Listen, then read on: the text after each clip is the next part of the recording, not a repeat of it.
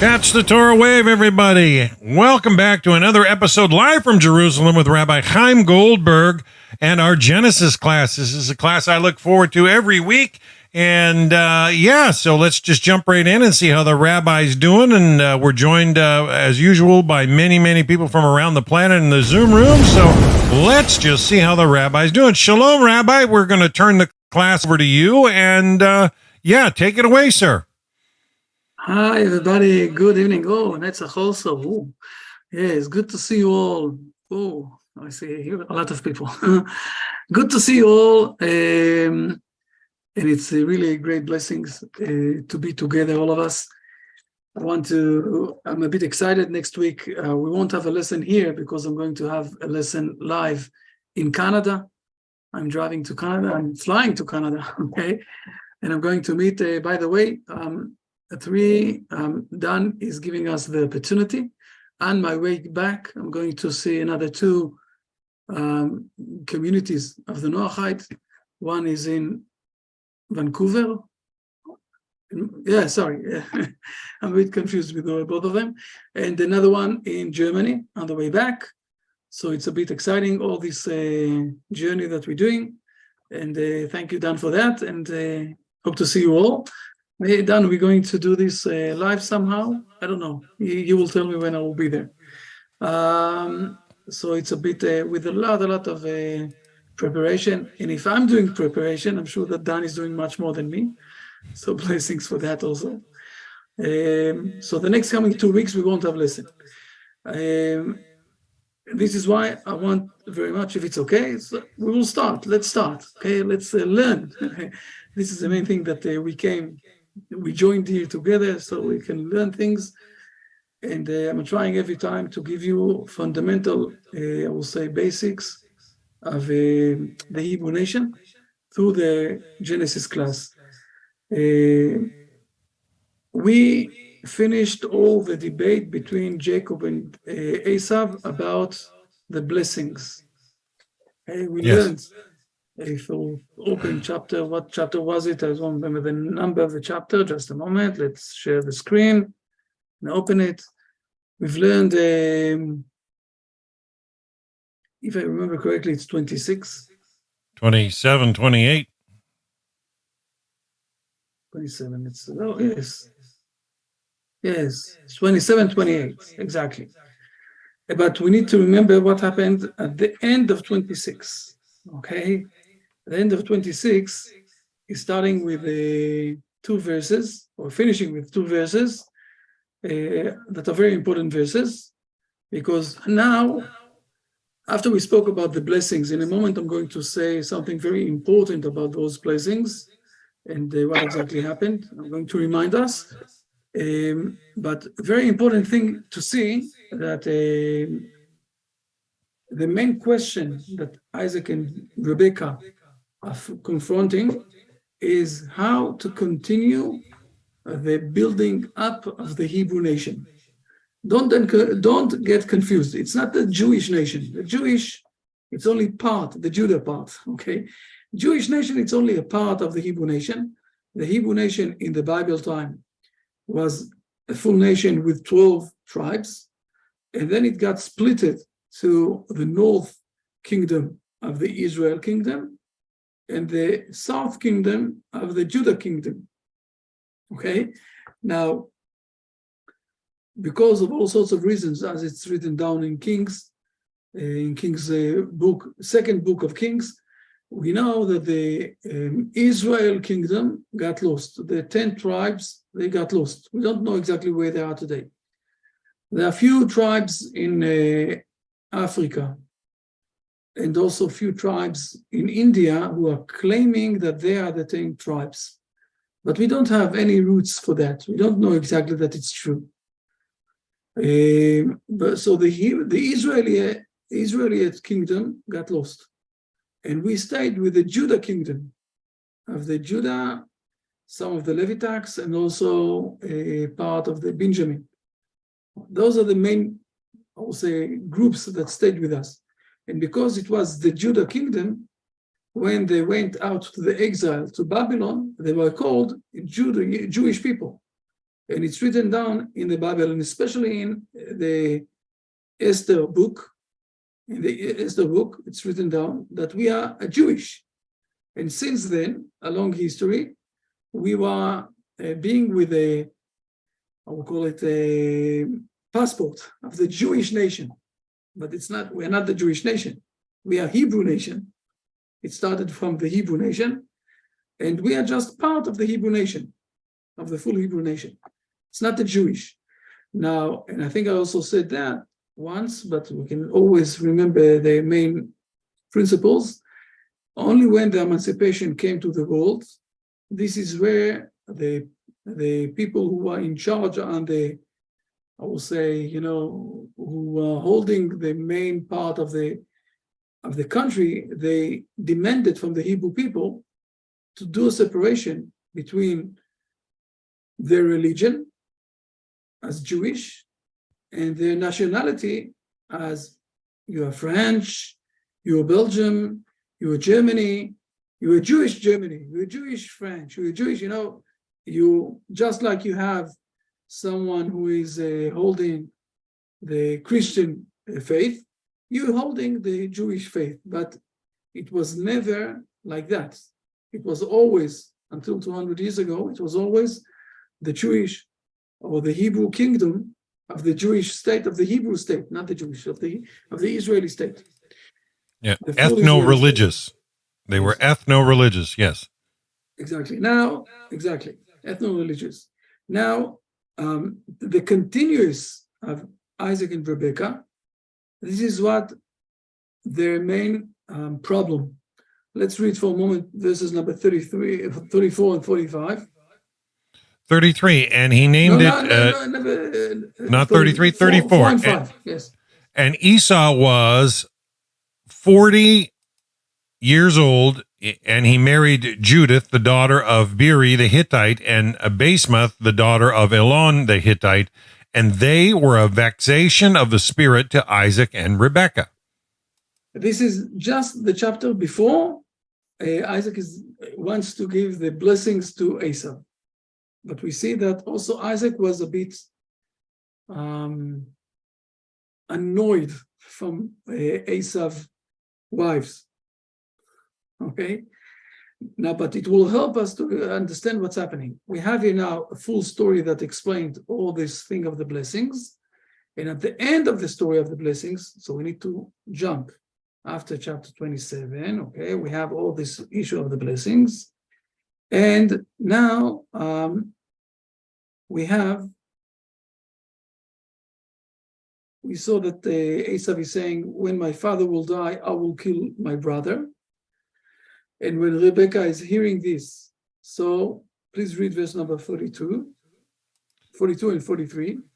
42, and Rebekah was told the words of Esau, her elder son, and she sent and called Jacob, her younger son, and she said to him, behold, your brother Esau regrets his relationship to you and wishes to kill you. And now, my son, hearken to my voice and arise, flee to my brother Laban to Haran.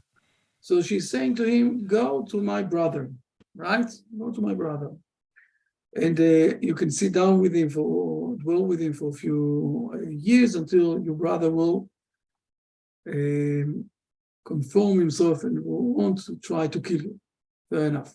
But what exactly Rebekah is telling to Isaac? Please read verse number 46. 46. And Rebekah said to Isaac, I am disgusted with my life because of the daughters of Heth. If Jacob takes a wife of the daughters of Heth like these from the daughters of the land, of what use is life to me? So she's going to Isaac and she's saying to him, you remember those wives?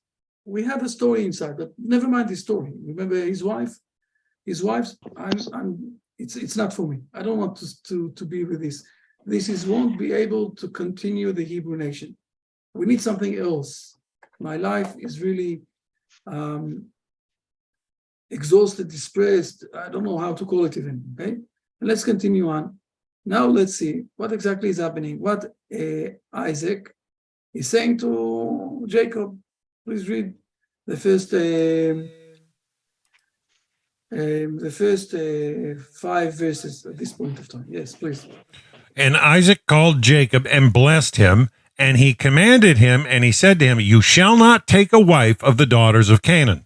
Arise, go to Padan Aram, to the house of Bethuel, your mother's father, and take yourself from there a wife of the daughters of Laban, from your mother's brother. And may the Almighty God bless you and make you fruitful and multiply you, and you shall become an assembly of peoples. And may he give you the blessing of Abraham to you and to your seed with you, that you may inherit the land of your sojournings, which God gave to Abraham." And please read verse 5 also. And Isaac sent Jacob, and he went to Padan Aram to Laban, the son of Bethuel the Aramean, the brother of Rebekah, the mother of Jacob and Esau. So we have here this situation when Isaac, and I mentioned more than once, okay, the splitting of the chapters is not being, it wasn't through the Hebrew tradition. It was something that had been made in the 12th century by one of the bishops in England. You realize that the verse that we read from the chapter before that is really related with this story. It's not a new chapter, okay? But what we see here, 2 things that we see here. First of all, that Isaac is blessing Jacob with the blessings of Abraham, as he thought from the beginning.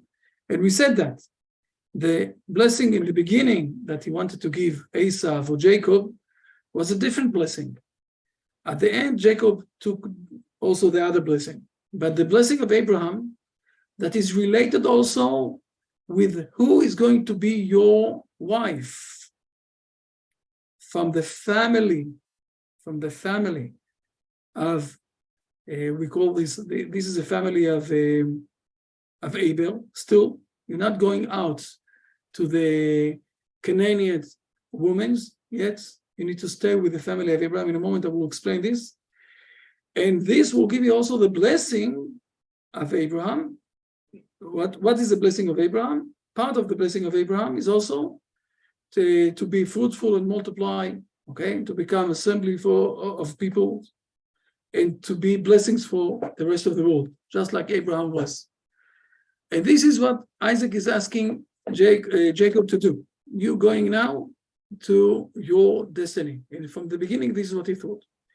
We need to understand, I will call it, first of all, let's understand the reaction of Esau for that. Esau also saw something. And please read verse number 6. Sorry. 6. And Esau saw. Not 6. Go read, please. 8 and 9. Sorry. And Esau saw the daughters of Canaan were displeasing to his father Isaac. So Esau went to Ishmael, and he took Mahalath, the daughter of Ishmael, the son of Abraham, the sister of Nebaioth, in addition to his other wives as a wife. What Esau is doing, Esau is also going back to, I will call it, to the family of Abraham. Okay? He's not going outside from the family, but he's going to the family of Abraham. On the other side, he is trying to build up something that will replace Isaac and replace Jacob. He wants to replace Jacob, and Ishmael wanted to replace Isaac. So he's not going to the roots, to the source of Abel. He's going to something that will try to replace the Hebrew nation. Along history, we saw that also with this thing of the Christian who's saying all the time that they're replacing Israel. They are the new Israel, they are the right Israel. But this is what he's trying to do here. He's not really 100% doing what his father told Jacob to do. So now we're starting to understand what's happening. But I want to say a few words about what is the meaning of the blessing of Abraham. Okay, this is the first thing I want to show you. He's saying, I'm going to give you the blessings of Abraham. And the blessing of Abraham is going to be, you're going to be fruitful and multiply, and then you're also going to bless the nations. to realize that we're speaking about three things that are different than, I will call it the normal situation. The first one is that I will say it like that. To live in this world in a normal manner, in a normal way, you need to use your brain. Okay, if you will use your brain and you will have, I will call it, you will decide for yourself purpose in life, and you will decide for yourself how to behave in a normal way, you can find a normal way how to live in this way, in this world. Those are things that you can do with your mind. What is the extra factor that you're getting with the blessings of Abraham? There are three things that you're getting with the blessings of Abraham. The first one is prophecy. God will speak with you. God will speak with your nation. Okay. The second thing is that God will guide you and will look after you in a, I will call it, in a different level. Okay. And let me explain this for a moment. If I'm going to Arnold Toynbee, he was a Canadian historian, okay, in the last century. And he wrote down 19 books. It was one book, with 19 books about all the big, he was a big historian person, about all the great nations that were here in the old days. The Babylons, the Aztecs, the Egypt, the Rome. And he gave to each one of them, he saw that there's a system, I will call it like that, of just like a human being, the birth, then the mature time, the eldest time, and when they're dying, those nations. And then at the end, he said, but the 19th nation that I want to speak about is not going through this, I'll call it this journey, this same roots. Okay, something there is different. And especially after the Holocaust, you need to think about this for a moment. The Hebrew nation was supposed to vanish, but the Hebrew nation is staying along all of the history, and they are working differently. And why is that? Because God is guiding them. So this is the second thing. So the first thing is prophecy. Second thing is the guidance of God. And the third thing is to become in a stage that the material situation is not so important. I will call it like that. Okay, let's read it for a moment inside the Kuzari. Remember the Kuzari, Dan? Okay. Of course, Rabbi. Yes. Yeah, we've learned it together a long time ago. Let me find where it is. I think it's here. Maybe. Oh no. Oh, here it is. Here it is. Let's read for a moment 109, okay? It's a long one, but read it, it's too small. You want me to? Okay. The Rabbi. Now, all that our promises imply is that we shall become connected with the divine influence by means of prophecy or something nearly approaching it, and also through our relation to the divine influence as displayed to us in grand and awe-inspiring miracles. Therefore, we do not find in the Bible, if you keep this law, I will bring you after death into beautiful gardens and great pleasures. On the contrary, it is said, you shall be my chosen people, and I will be a God unto you, who will guide you. Whoever of you comes to me and ascends to heaven is as those who themselves dwell among the angels, and my angels shall dwell among them on earth. You shall see them singly or in hosts, watching you and fighting for you without your joining in the fight. You shall remain in the country which forms a stepping stone to this degree, i.e. the Holy Land. It is its fertility or barrenness, its happiness or misfortune depend upon the divine influence which your conduct will merit, whilst the rest of the world would continue its natural course. For if the divine presence is among you, you will perceive by the fertility of your country, by the regularity with which your rainfalls appear in their due seasons, by your victories over your enemies in spite of your inferior numbers, that your affairs are not managed by simple law of nature, but by the divine will. You also see that drought, death, and wild beasts pursue you as a result of disobedience, although the whole world lives in peace. This shows you that your concerns are arranged by a higher power than mere nature. All this, the laws included, is closely connected with the promises, and no disappointment is feared. All these promises have one basis, the anticipation of being near Hashem and his hosts. He who attains this degree need not fear death, as it is clearly demonstrated in our law. The following parable will illustrate this. One of a company of friends who sought solicitude in a remote spot once journeyed to India and had honor and rank bestowed on him by her king. Dan, this is enough. This is enough. The main point that, again, the Kuzari book, I'm always, I think that it's a very important book, and we need to find a way to teach it again and again and again, because the most fundamental issues are here. But this is one of the most important things that he's saying here. How exactly this land is going to be related with you? Is it going to give you, for example, I will say it like that. When I went to Vilnius and I gave the seminars, one of the things that they told me all the time, that the rain is going down there, or they have a lot of rain all the time, even sometimes more than what they want. Okay, in the Hebrew land, it's not working like that. It says clearly in the Bible, if you will behave in the right way, you will have rain at its time. If you won't behave in the right way, you won't have rain. So everything is working here through the relationship that we have with God, through the behavior, through the moral behavior that we are behaving. And this is part of the divine presence among the Hebrew nation, not only in the land, but also when we went out to the exile. This is the main explanation, we'll call it like that, of the blessings of Abraham.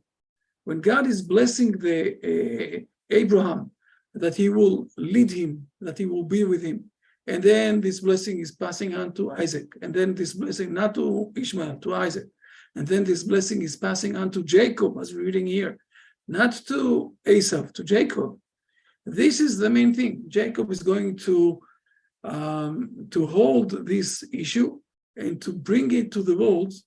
And this is one of the, we'll call it from the beginning, what Isaac thought of doing, to give the blessing of Abraham to Jacob, not to Esau. The main thing that he thought in the beginning, and this is what we saw in the last chapter, that he's also going to split, okay, to give something to Esau that will work together with Jacob. But we know that Rebecca had a different prophecy, and therefore she organized that it won't happen. Fair enough. And when Isaac understood that Esau already sold his maturity, okay, to Jacob, so he said to him, okay, he's going also to be blessed. I blessed him, but it's okay. So this is the situation that we're starting with. But now we have another one point to see, and then I have a small surprise, okay? Under the assumption of the under the assumption or the guidance of Rebecca, what we saw in the she's telling him, okay, that he is supposed to flee to my brother Laban. Okay, why is it? So your brother Esau won't kill you. So she is asking him to run away. When she's speaking with Isaac, she's saying to him, I want him to go there to have a wife from the family of the Hebrew people. Fair enough. When he is blessing him, Isaac, with the blessing of Abraham, he's saying to him, he's sending him where to? We call this Padan Aram. Okay, for what? For having to take a wife from there, from Padan Aram. On the other side, when she is telling him to go, when she's going again here also to go to Padan Aram. This is when Isaac is speaking. When Rebecca is speaking, she's saying something else. She's saying to him where to go, not to Padan Aram, to go to Haran. It's the same place. It's different names. Okay, we need to understand. She is sending him to Haran, and Isaac is calling this place Padan Aram. What is the difference of those two names? Okay, it will continue on in the next chapter again. She will tell him that he's going to Haran. Okay,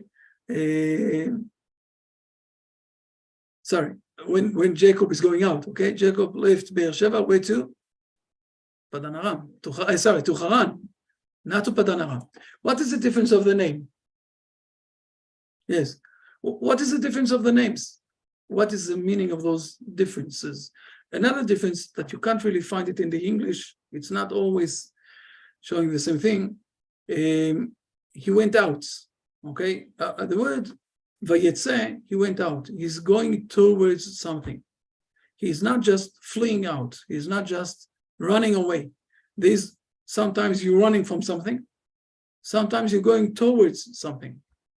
So he, at the end, is not fleeing away. He's not running from something. He's going towards something. We need to understand what exactly he's going towards. What exactly he wants to build up here. What is his purpose of this going outside? What is his mission that he wants to fulfill? Okay, those are things that we need to understand. We won't learn this now. We're going to learn this another 3 weeks from now, right? Next time that we're going to do this class and the Zoom is going to be 3 weeks from now. I want now to bless Rabbi Shmuel Hirschler. Okay, he joined us. Rabbi Hirschler, I'm going to pin you up. Okay, so that everybody will see. An absolute pleasure. We're looking forward. Rabbi Hirschler is also came inside to this. I will call it. We conjuncted him. You know, how do you say it? He got conjuncted with the Noahide mission, and he's one of the great rabbis that we have in Jerusalem, and we are really pleased. We are really honored to have him with us. And I want to give him now a few minutes to give us also a lesson. We tried to find a new time to work together, and it didn't work out. Never mind why, I don't care. This is an opportunity to meet him. And we want to put him also on the schedule of giving lessons. And believe me, it's worth it. So please, Rabbi Hirschler, this is your time now. Many thanks, Rabbi Chaim. It's my pleasure. And I would actually kindly try to follow up on the point that you have been speaking about the last couple of minutes. It's an absolute pleasure to listen in. And also, I must admit, Dan, your reading is such a marvel to listen to. It's an absolute pleasure. Almost sounding like a narrator speaking directly from the radio. Well, thank you. Very, very touching. If I were to follow up one of the last messages that Rabbi Chaim was mentioning, he's talking about basically two different messages that were suggested by Rebecca and Isaac in relation to the mission that Jacob is actually to forthcome in doing. I think the most obvious place, now that you have the share screen with you on the spot, if you want to review back, you will see in 28, verse 7. You want me to share the screen? I will share the screen. You have also a possibility of sharing it, but I will share the screen. That's not a problem. We have it there right there in 28:7. Dan, if you want to read that with pleasure, you can see it over there. Yeah, and Jacob listened to his father and his mother, and he went to Padan Aram. Here you go. So this is one of the wonders of the Hebrew language, although even in an English translation, it certainly can be noticed as well. As you beautifully read, Jacob listened to his father and to his mother. I mean, in simple terms, it could have said either in the English equivalent that Jacob listened to his parents, and in the Hebrew equivalent, it could have said, Vaishma Yaakov laviv uli imo, and these extra prepositions here, listen to his father and to his mother, seem to be absolutely superfluous. So on what basis does the Bible actually mention this on two different levels? And obviously, the hint which is being indicated over here is that there are two subtle messages that have been mentioned by his two parents, and they're referring to two different electives. As the rabbi beautifully explained, on the one hand, Rebecca is actually suggesting, at least to her son, to escape from your brother because of the sibling rivalry, which is a potential of him trying to assassinate you. And yet at the same time, when Isaac calls upon Jacob in the beginning of chapter 28, if you want to look in there, Dan, you'll see in verse 1 and 2, what does Isaac see as Jacob's mission? You want to read that? You're welcome. And Isaac called Jacob and blessed him. He commanded him and said to him, "You shall not take a wife of the daughters of Canaan. Arise, go to Padan Aram, to the house of Bethuel, your mother's father, and take yourself from there a wife of the daughters of Laban, your mother's brother." Yeah, so it's interesting that Isaac directly says you've got nothing to be scared of whatsoever of sibling rivalry. And I'm sure the rabbi mentioned in the previous session in Genesis 25, we find already that Isaac is trying his best to actually bring up Esau in a way which will be constructive. And he is absolutely not apprehensive that Esau will actually revenge of Jacob while Isaac is living. Needless to say that Esau himself actually says this directly, because in chapter 27, verse 41, even if you don't read that inside, you can easily see it there if you have. There, Esau says in his heart, so to speak, that as when my father will pass on, then I will kill my brother Jacob. In other words, Esau does not have an incentive to revenge of Jacob while his father is living.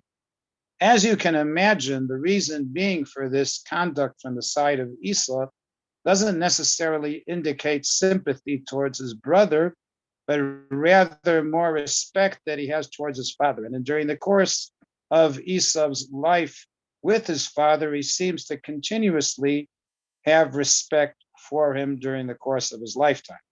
But as the rabbi mentioned earlier, Esau definitely has jealousy and has no incentive at all to let Jacob actually lead the future of Isaac's destiny. In actual fact, even if you take the name of the portion that we are reading, Toldot, it's essentially talking about generations. We are talking about, as the rabbi also mentioned, the Kuzari of Judah Levi. He talks about the development on a generation basis of how the Jewish people emerged and sort of how do we see the difference between our development compared to the others. Now, given that Esau does have that sibling rivalry towards his brother, it doesn't necessarily mean that he denies his relation to his father. And to that end, I must admit that in the portions of the week in the Jewish tradition of the last couple of weeks, we are also learning about one generation earlier when Isaac's brother Ishmael also has a rivalry with him.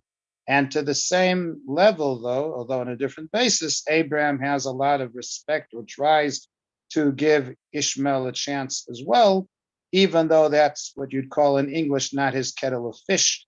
But nevertheless, he was trying to bring him into the system as well. Namely, what I'm suggesting is that Jacob is hearing two separate messages.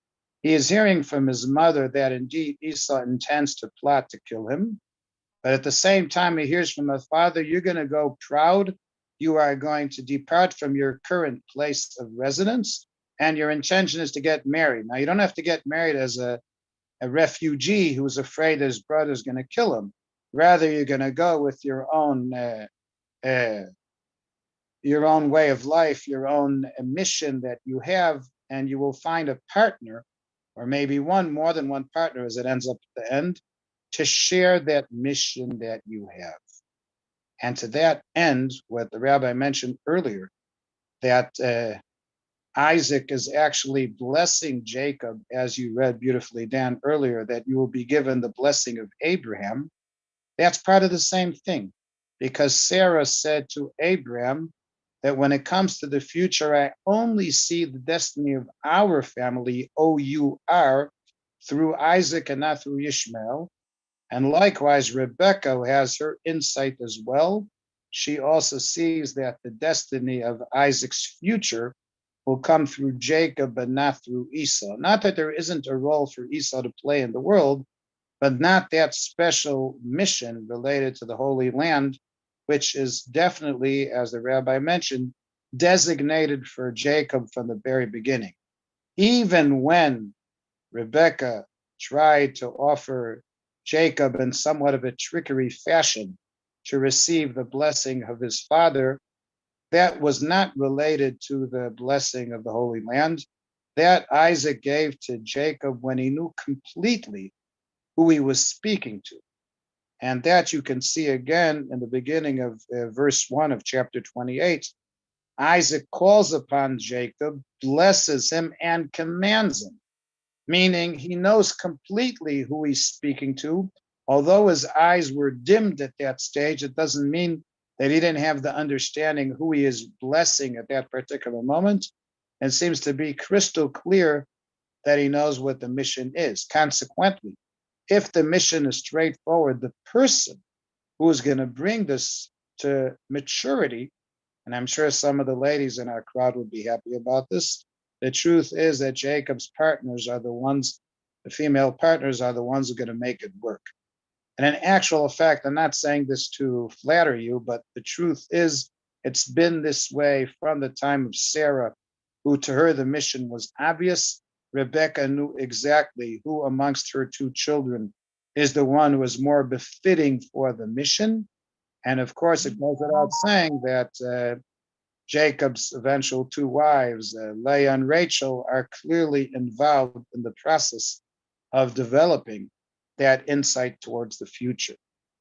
It's always been clear in our tradition that the women have a very strong determination about how the home is meant to be, and certainly the insight about the more logical direction of the children's education. And therefore, she clearly understood that the blessing would be going that way. There's one thing, though, I must admit that isn't obvious in the text, that at the end of chapter 27, which you read about Esau's behavior, and that both his mother and father, Isaac and Rebekah, were not impressed, to put it lightly, in the incenses that Esau was making, or whatever was happening there by his Esau's wives, Judith and Basemat. They weren't impressed, either of them. But it doesn't say directly who Rebecca wants Jacob to marry. What she said very clearly is that by no means can Jacob marry one of the women that Esau had taken. Esau's wives are definitely not the type of mission that Jacob has to follow. And since in order for that mission to be transferred to the future generations, which is the English equivalent of the word toldot, the name of the portion, that generation can only become through a positive combination between a husband and wife who share mutual thoughts and mission together. So if Esau's two wives are not those who believe in the Abraham and Isaac mission, there is no way, she says, Rebecca, that Jacob could carry on that way. And virtually, she says, her life is worthless if Jacob were to seek such a spouse. Why does she say this? She's saying this because the whole purpose of her having twins, especially after one of the two, she wasn't impressed with his behavior, is that the last thing she can anticipate is that even her younger beloved son will not choose the mission that his parents have designated for their life. But she is such a caring mother, so she's talking to her son in that tender and delicate way. Son, I don't want you to be in danger from your sibling. But Isaac goes more directly and gives very clear instructions. Sir, don't even think that you're going to stay here. You're going to go to the same place that mommy wanted to go, but not for the same reason. You are going indeed to Haran, which is in Padan Aram, but you're going there for a different purpose. You are going there to continue that tradition that we are in the mission in the midst of developing. And you're the only one who really can do it. So go for it. And as the rabbi mentioned, we have like the expression at the beginning of the next portion called Vayetze, implying Jacob's departure. In the prophets, we find one of the small 12 prophets known as Hosea, that he talks about Jacob escaping. Now, don't have the slightest notion that Hosea is questioning the validity of the text here that Jacob is departing. Departing implies, like Isaac, that he has a strong personality and he's going wholeheartedly to his mission. Hosea is not challenging the historical event. He's quite aware that Jacob went wholeheartedly and he knew what he was going for. And later on, he has a famous dream with the ladder, and the mission is clearly set in a certain direction. However, at times where the Hebrews had weakened their faith in their own destiny and mission, that danger definitely exists, that we start to escape. We're not escaping because the enemy may try to kill us. That may be the external attitude. What the Bible is telling us is that when we escape out of fear of the nations around us, we are escaping from our true mission. That is far more problematic than the fact that we have enemies. Quite frankly, in the beloved state of Israel, where I am speaking to you, and I know you're having hopefully a wonderful weekend in the States or in North America, but I'm saying we are very proud to be here. We are very strong. Rabbi Shmuel, we have here people also from Europe, and Netzach, you can raise your hand, from Canada. We have people from few places, South America. We have a few places of the world. Okay. So let's be more into it. The American continent and Europe, or Eurasia. Thank you, Rabbi Chaim. So I'm saying, we are very proud where we are, and we have no shortage of enemies in our neighborhood as well. It's not a secret, but that doesn't disturb the mission. To the contrary, we have something that we have to do, and we have to do it with you. That's why we are sharing our understanding and learning, and hopefully you'll love to join this kind of mission yourselves. We are aware that there's opposition to where we're coming from, and the Bible is clearly telling us that this is not new, and we can manage. It's been this way for 5 millennia, and if it carries on another couple hundred years that way, maybe, ideally speaking, would have preferred it to be different, but I don't see any reason why we have to have second thoughts once we have a clear set of mind where we're taking it. And that, Rebecca, makes it extremely obvious. Perhaps I'm throwing out to you something which I think to all of you around the world, it's something to consider. Rebecca herself was not brought up in Abraham's home. She wasn't educated by Sarah or Abraham. One of Abraham's kids, Ishmael, who was trained mainly by him, had a different mission. But Rebecca wasn't even brought up by Abraham, let alone by Sarah. Yet she had the potential, she had the momentum, and more than all, she had the faith that it can work, and therefore she chose the right son from her own twin, who has the chance of making it go forward.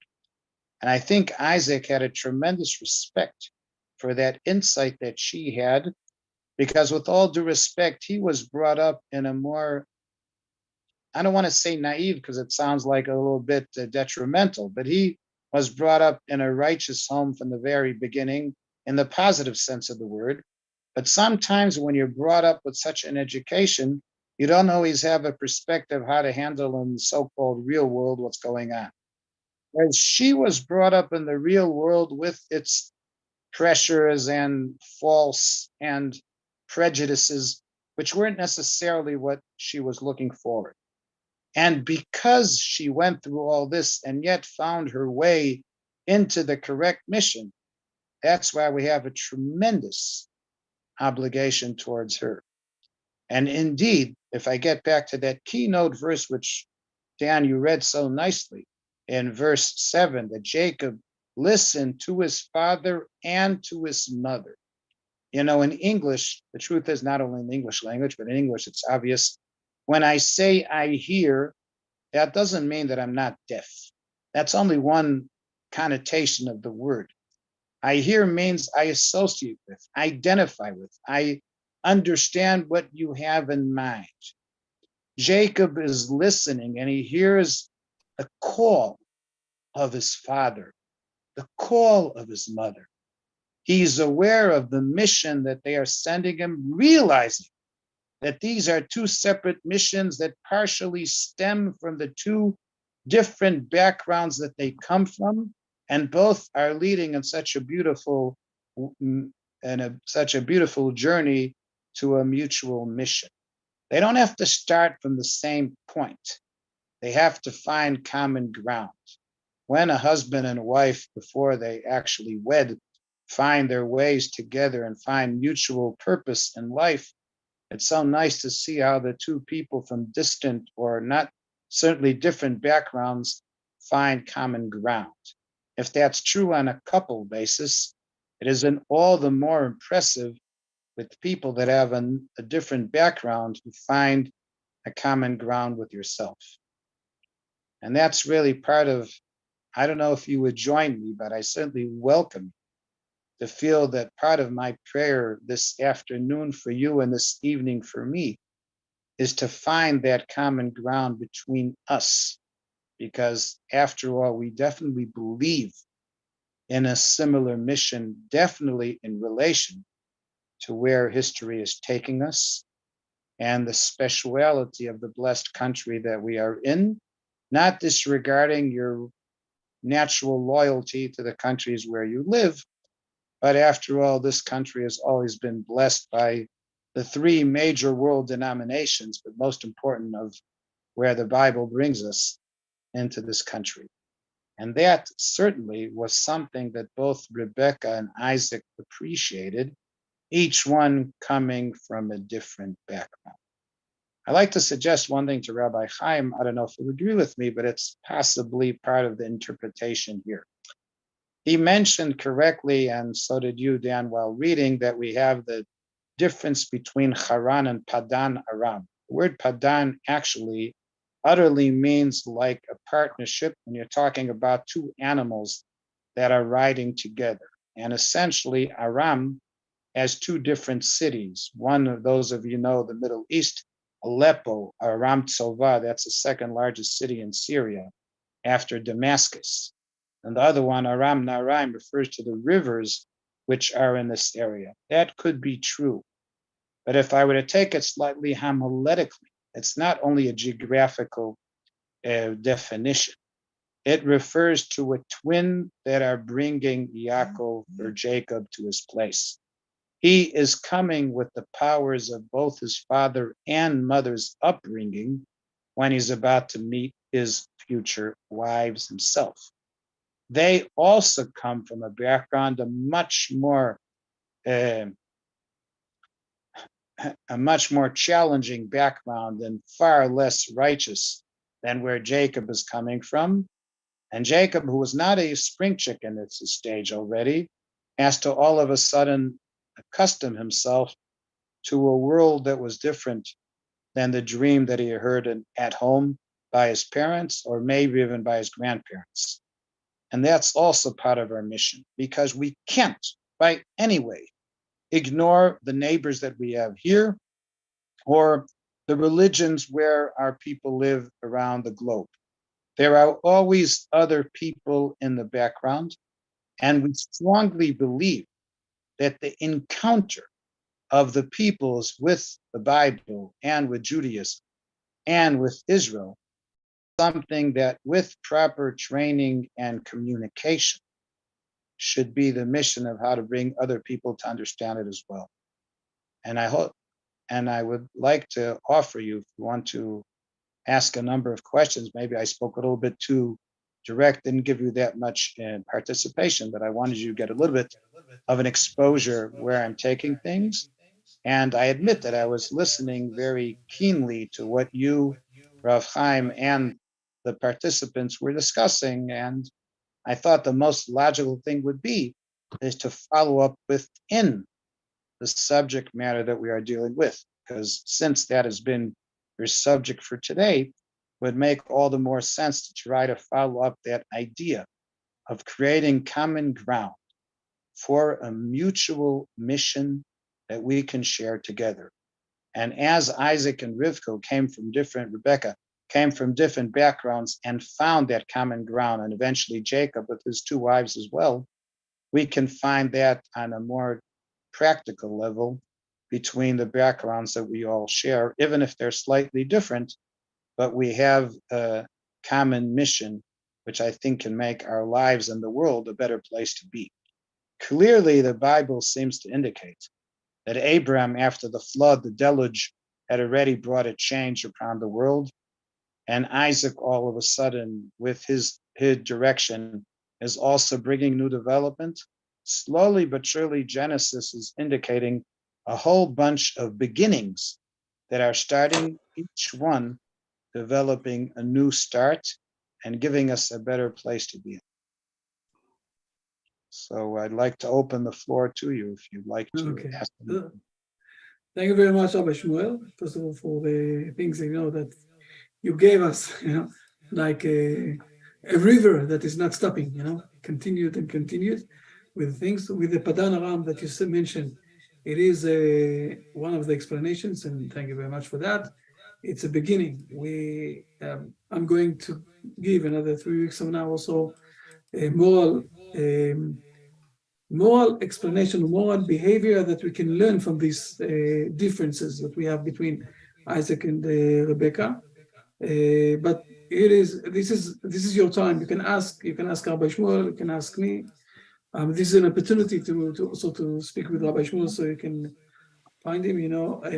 Rabbi, I really enjoyed the statement Rabbi Shmuel said about the difficulties that people have to face, and I think that B'nai Noach need to realize, yes, there are difficulties, but as you always tell people in your emails, be bold and very courageous. You got to punch through.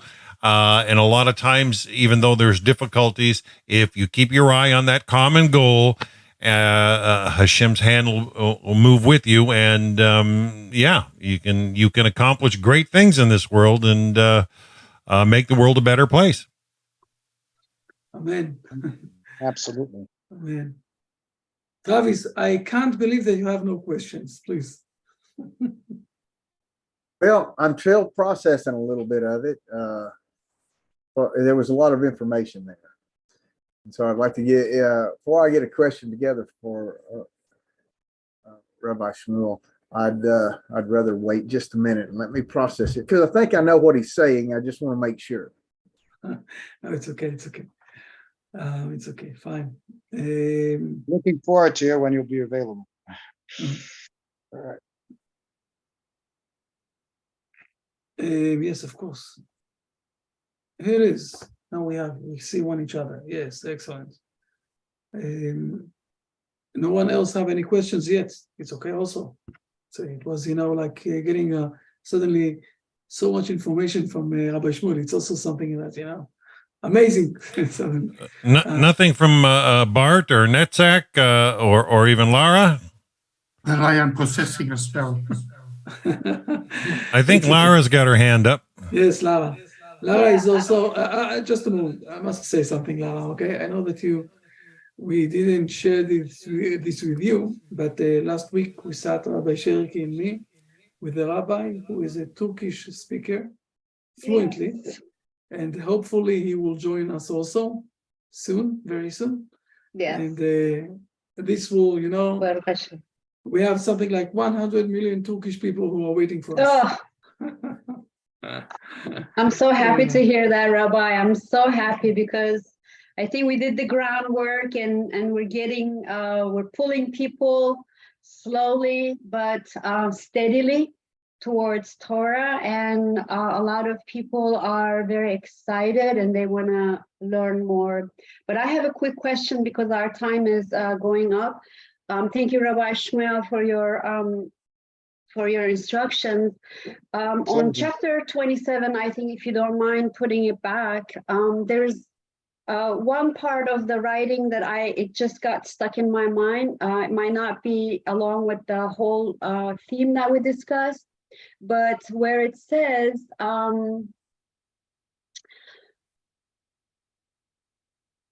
go down a little bit, please, where it says, Rebecca said that she said, I will send you and bring you back. Indeed. And I understand, I will send you, I understand, but bring you back. Can Jacob come back on his own? Like, what's going on? You see Well, the part, I'm trying to find the part, but it was right before you take the screen down, whatever it was there the last time. It's actually in the beginning of chapter 28, actually, that quotation, as it were. It's not in 27, it's beginning of 28, where she says that. Yeah. If you look carefully, you'll see it there. It was in 28, not 27. Yeah. And she adds there a little statement in saying that I don't want to be a mourner for the two of you on the same day. Namely, that she's particularly concerned that if there will be hostility between them, the result will be that her tremendous efforts to raise twins who are so different, it may end up a tragedy. And therefore, she is sort of appealing to Jacob, not only for Jacob's safety, but also for the sake, so to speak, of her mother feelings, even towards both of them. In fact, in the context over there in chapter 28, it mentions that Rebekah is the mother of both Jacob and Esau, which is obviously self-explanatory. However, in as much as she has more of a fond attitude towards Jacob, she doesn't disregard her being mother of both. And they probably were born about a few minutes apart altogether in history. Of course, that being very different than Sarah and Ishmael, because Ishmael was not Sarah's son, but Esau is definitely Rebekah's son, like Jacob was. And therefore, when she says, I will call back you, what she is indicating is that the hatred of the sibling rivalry is a current event, but in the course of history, people do have a chance of reconciling later on, and it doesn't have to end as a continuous quarrel. It's something that eventually may actually improve. We haven't got there yet in Genesis, but in chapter 32, there's a real quarrel there between Jacob and Esau, and there seems to be, though, also faith in a future that may be better. Okay. Thank you so much. I appreciate it. With pleasure. By the way, about this specific part of the verse, okay, that Rebecca is the mother of Jacob and Esau, Rashi is saying here something very unique.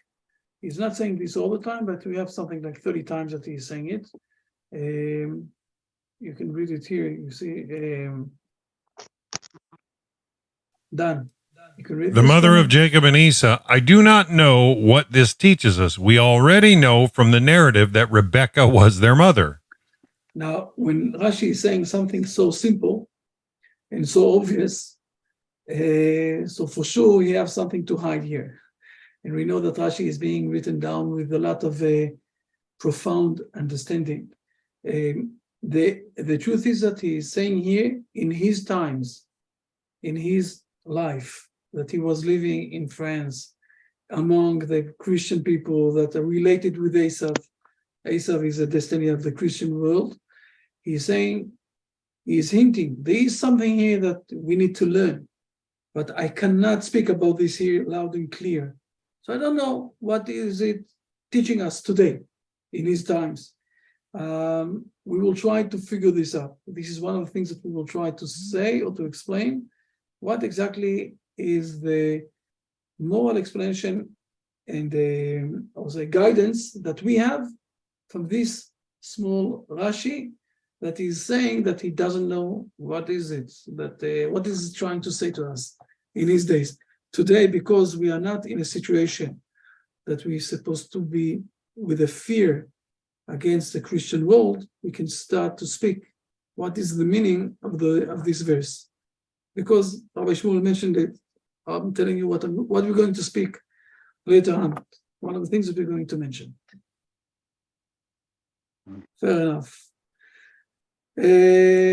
James, good to see you also. Okay, this time we managed to silent Travis. This is very good. Great, Anas. Shmuel, Rabbi Shmuel, all the best. You know, it's not so easy to bring Travis to the stage, but he's silent. Thank you. Well, maybe Oh, it'll hit him like a wave sooner or later. He will know how to ask questions. Yes, it absolutely will. After we're gone, it'll hit me, and I'll say, "Wow, I wish I'd answered this question." So I'll have to email you. Don't No, hesitate. I've been Write the working a lot of questions and nights. don't I'm a forget to little ask them. foggy. Yes. You know how it is, Dan, when you work a lot of nights. You get a little foggy. Oh, yeah. Yeah. Drains you. Sure. Like I'm ready to fall asleep. Yeah, that's where I'm at. And I got to go to work tonight, too. So. Me too. Okay. Yes, let's ask, please. Yeah, I do have actually one question. I find it interesting that even today we read that Esav married Yehudit, right? Judith. My question is if, because as we many times discussed, Esav represents sort of Christianity, can it be also hinting to us that what I see that oftentimes I also come from Christianity generally, and let's say we share the same scriptures with Judaism, but Christianity gives it completely different, sometimes opposite meaning. Can this be a hint to this? That it says that there was that incense that Yitzhak and his wife didn't like about it. Can it be hinting to this? That maybe that it says that Esav married Yehudit, and Yehudit is somehow related to Jews. Is there some hint in that, like in this way? There actually is an attitude which suggests that Esau was trying to play a role of deceiving all across the board. And even the names that were offered to his wives were names that a normal Jewish family could have been proud with. Judith definitely is a name which is not uncommon in the Judaic tradition. And even the other lady, Basamat, was actually a nice fragrance, is not something that's off the counter in Jewish tradition. Both names could have been reasonably accepted, but sometimes you have people who have such a sweet name, but it doesn't reflect who they are. There are other people who have names which sometimes you may not overly impressed with, but their personality is very different. Now, again, because one of the things I suggested that Esau definitely felt in line and heritage with his father, less with his mother, he didn't want to disappoint them entirely. And the names that his wives had were something that, in principle, at least when they entered Isaac and Rebekah's family, they had the potential of being in the right direction. But I think this is a very important message in general. By the way, the rabbis actually mentioned that Esau's wives' names were beautiful and their actions were the opposite. There is actually a homiletic explanation in that direction. I think the message is very clear. It doesn't matter where you were born. Depends what you do. There's some people out there that maybe have such a wonderful potential and it's wasted. And there's other people who you wouldn't have expected at all how far they will get. And you get all the more impressed when you see their achievements. And the reality is throughout Genesis, by the way, that the firstborn is always less successful than the younger sibling. And one of our modern thinkers, known as Samson Raphael Hirsch of Germany in the 19th century, said that one of the reasons this happens is because in ancient times, and not only, people always had a faith that their oldest child is the most responsible, the most educated, the one you always look up to. And the Bible is coming to say, don't take that for granted at all. Each person's behavior is what determines his fate. And just because somebody is more senior than the others by age, not necessarily by wisdom. The same with the nice names of Esau's wives, but don't necessarily mean how far they get. And as you mentioned, I think what you mentioned also is Netzach, that there are Gentiles who actually retain Jewish names, but that doesn't necessarily mean much about their heritage. These are names which are basically universal. And even if they have somewhat of a Jewish background, that doesn't necessarily mean that they are representing Judaic life. To the contrary, there are also rabbis who came from France and other countries who had names that originally came from a non-Jewish background and are used. For example, Alexander. We even have Peter. There's a couple of Jews who had that name also. It's not so much where you originate from, where you take it. Thank you very much for this, Rabbi Shmuel. And I think that one of the things that you all got from us is when I spoke with Noahide people, and they spoke with me about 4 stages that people are moving when they're becoming a Noahide. And the most hardest part is to realize that it's not only to believe in things, but also to behave in the right way. And this is the relationship. And I'm saying all the time, it's related with the unity of God and the unity of us as human beings. You can't think one thing and behave in a different way. And if you have this situation, something there is wrong. Something is not in line. And this is basically what Rabbi Shmuel is also explaining. You can have from the outside a lot of things that is showing very glory and very nice, but in the inside, in your behavior, it's just the opposite. It's wrong. You need to behave in the right way, so the inside and the outside will be completely united in a full harmony with your life.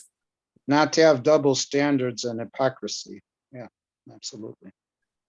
Mm-hmm. Thank you very Well much said. for the explanation. Okay. Rabbi, yeah. Oh, Okay. Here- Uh-oh, Travis is awake. Okay, back to the verse where Jacob is mentioned before Esau. We just had it on the screen. I was pondering that.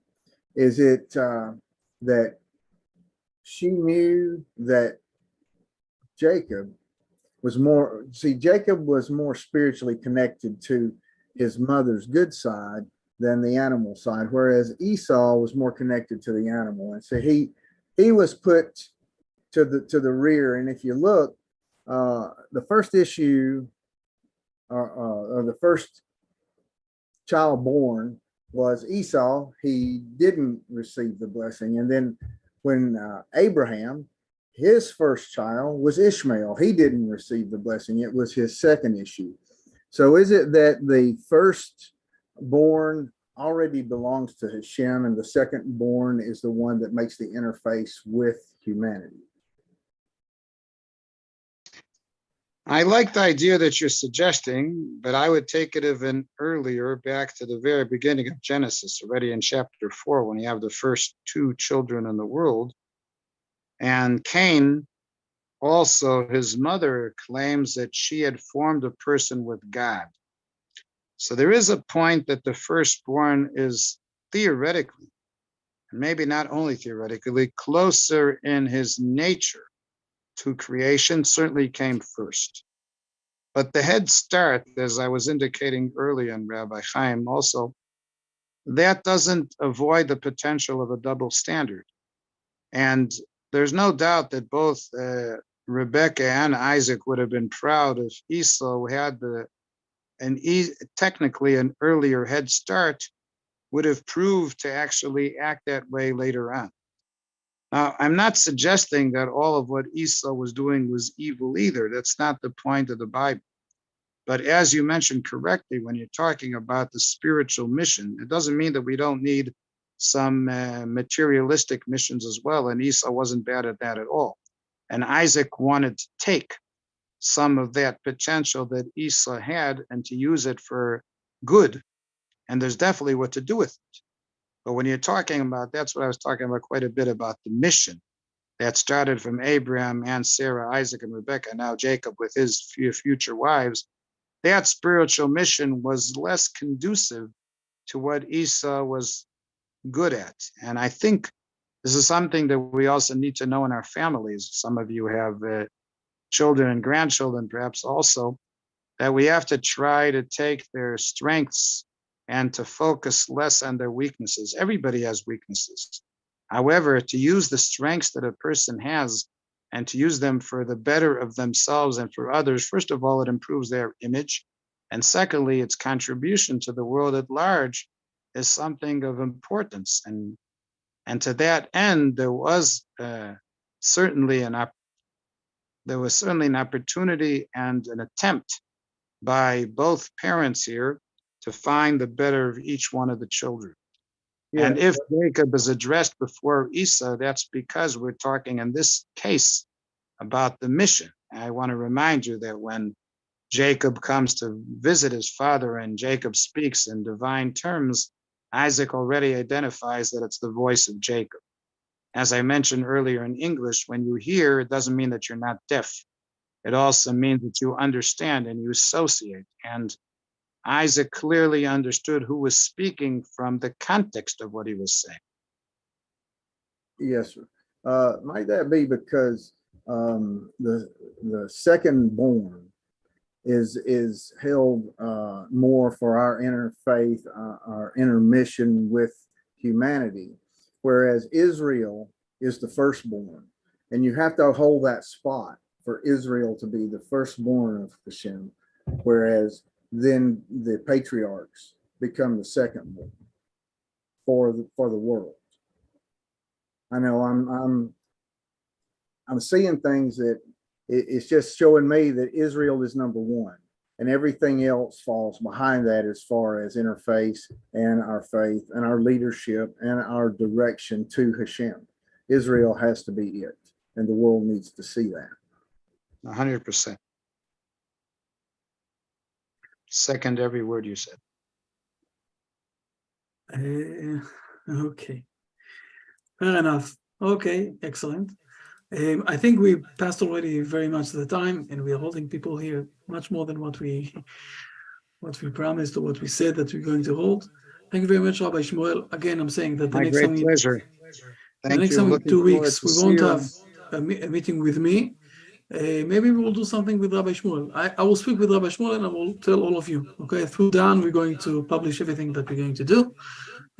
Next week at this time, I'm on the airplane towards Dan. To Canada. Yeah. We're looking forward to it, Rabbi. Excellent.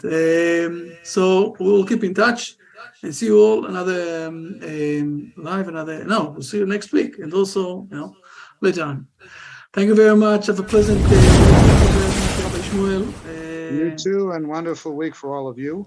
Look forward to hear you again very soon. All right, everybody, you heard it. Catch the Torah wave. Yes, this has been our Genesis class with a special injection with Rabbi Shmuel Hirschler. Honor to meet him. I look forward to hearing more from him in the future.